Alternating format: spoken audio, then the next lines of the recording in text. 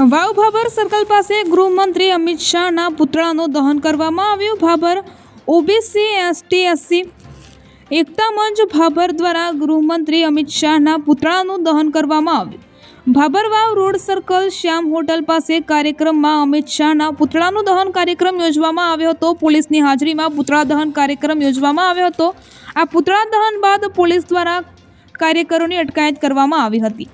પુતળા દહન દરમિયાન દલિત સમાજના એક યુવાને હાથ ભાગે આગથી દાઝતા સારવાર અર્થે પ્રાઇવેટ હોસ્પિટલમાં ખસેડવામાં આવ્યો હતો। ઓબીસી એસટી એસસી તેમજ કોંગ્રેસના કાર્યકરોમાં રોષ જોવા મળ્યો હતો। અમિત શાહના રાજીનામાની માંગણી કરવામાં આવી હતી। અહેવાલ ગોપાલ કે પુજારા, ભાભર, બનાસકાંઠા। આજના કાર્યક્રમમાં એવું હતું કે બાબા સાહેબનું જે અપમાન અમિત શાહે કર્યું ને એ બાબતમાં પોતે માફી માંગે અને બીજા નંબર જે પદ ઉપર છે એમાંથી રાજીનામું આપે એ બાબતમાં અત્યારે પુતળા દહનનો આ કાર્યક્રમ હતો। એ દરમિયાન શું ઘટના બની? બાબતમાં આગ લાગતા થોડોક હાથે એ કઈ રીતે આગ લાગી?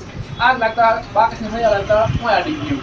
કોઈ રીતના દ્વારા અટકાવવામાં આવ્યા હતા કે પછી પોલીસ અટકાવવામાં આવ્યા, બીજું કશું કરવામાં નથી।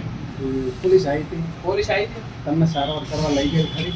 હું મારી જાતે સારવાર માટે આવ્યો। પોલીસે નથી લઈ? પોલીસે મને કોઈ સારવાર નથી આપી। શું નામ છે? ખેમાભાઈ શંકરભાઈ પરમાર। શું કાર્યક્રમ હતો આજે? આખા વિશ્વમાં જાણે ફર્સ્ટ નંબરનું બંધારણ આપેલું છે એવા બાબા સાહેબ આંબેડકર વિશે આપણા કહેવાતા તડીપારે અભદ્ર ટિપ્પણી કરે છે એના અનુસંધાને ભાભર તાલુકા કોંગ્રેસ અને દલિત સમાજ આયોજિત આ કાર્યક્રમ હતો।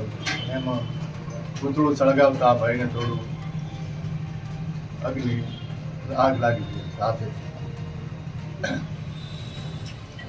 શું નામ આપનું? મકવાણા ઈશ્વરભાઈ જીવો।